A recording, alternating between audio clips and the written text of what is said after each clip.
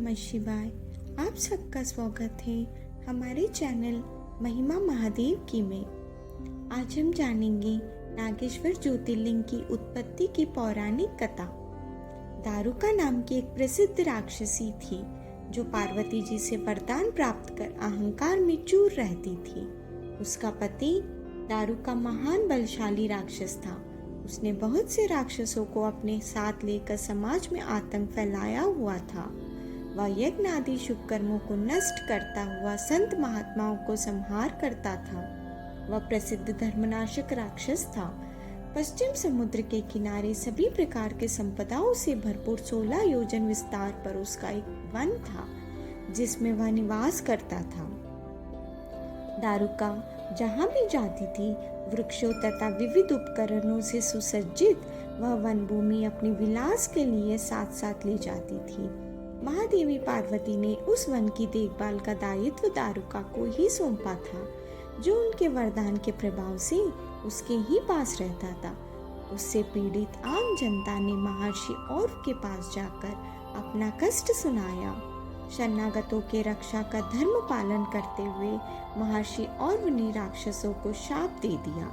उन्होंने कहा कि जो राक्षस इस पृथ्वी पर प्राणियों की हिंसा और यज्ञों का विनाश करेगा उसी समय वह अपने प्राणों से हाथ धो बैठेगा।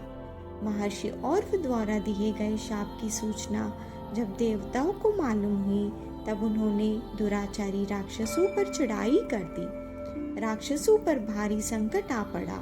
यदि वे युद्ध में देवताओं को मारते हैं तो शाप के कारण स्वयं मर जाएंगे, और यदि उन्हें नहीं मारते तो पराजित होकर स्वयं भूखे मर जाएंगे।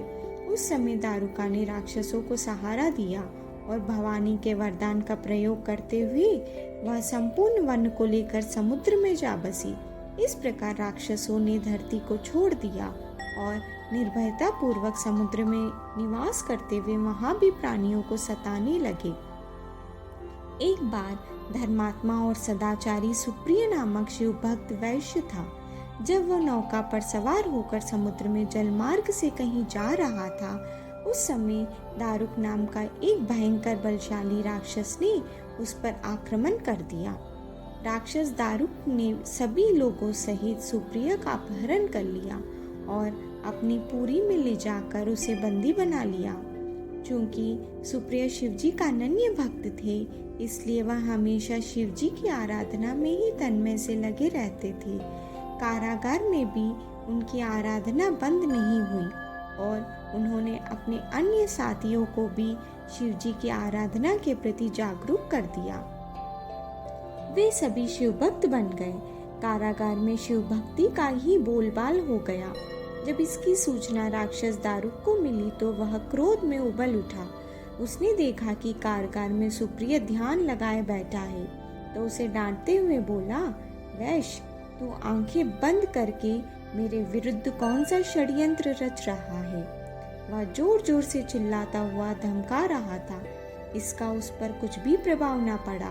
घमंडी राक्षस दारुक ने अपने अनुचरों को आदेश दिया कि इस शिव भक्त को मार डालो। अपनी हत्या के भय से भी सुप्रिय डरे नहीं और वह भयहारी संकट मोचक भगवान शिव को पुकारने में ही लगे रहे। देव, आप ही हमारे सर्वस्व हैं, आप ही मेरे जीवन और प्राण हैं। इस प्रकार सुप्रिय वैश्य की प्रार्थना को सुनकर भगवान शिव एक दिल से प्रकट हो गए। उनके साथ ही 4 दरवाजों का एक सुंदर मंदिर प्रकट हुआ। उस मंदिर के मध्य भाग में एक दिव्य ज्योतिर्लिंग प्रकाशित हो रहा था तथा शिव परिवार के सभी सदस्य भी उसके साथ विद्यमान थे। वैश्य सुप्रिय ने शिव परिवार सहित उस ज्योतिर्लिंग का दर्शन और पूजन किया।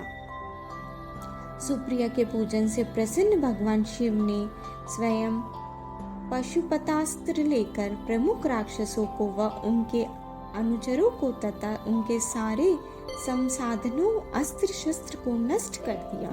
लीला करने के लिए स्वयं शरीर धारण करने वाले भगवान शिव ने अपने भक्त सुप्रिय आदि की रक्षा करके बाद उस वन को भी यह वर दिया कि आज से इस वन में ब्राह्मण, क्षत्रिय, वैश्य तथा शूद्र इन चारों वर्णों के धर्म पालन का किया जाएगा।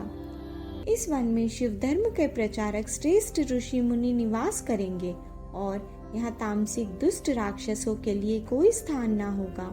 राक्षसों पर आए इसी भारी संकट को देखकर राक्षसी दारुका ने दीन भाव से देवी पार्वती की स्तुति की। उसकी प्रार्थना से प्रसन्न माता पार्वती ने पूछा, बताओ मैं तेरा कौन सा प्रिय कार्य करूं?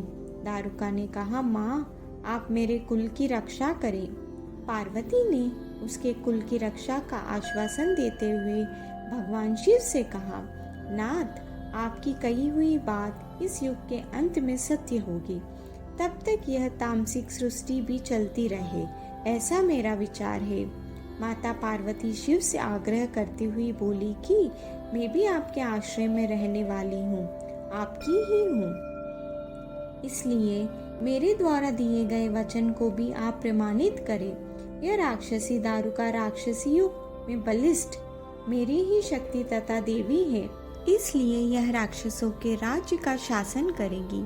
यह राक्षसों की पत्नी अपने राक्षस पुत्रों को पैदा करेगी जो मिलजुल कर इस वन में निवास करेंगे, ऐसा मेरा विचार है।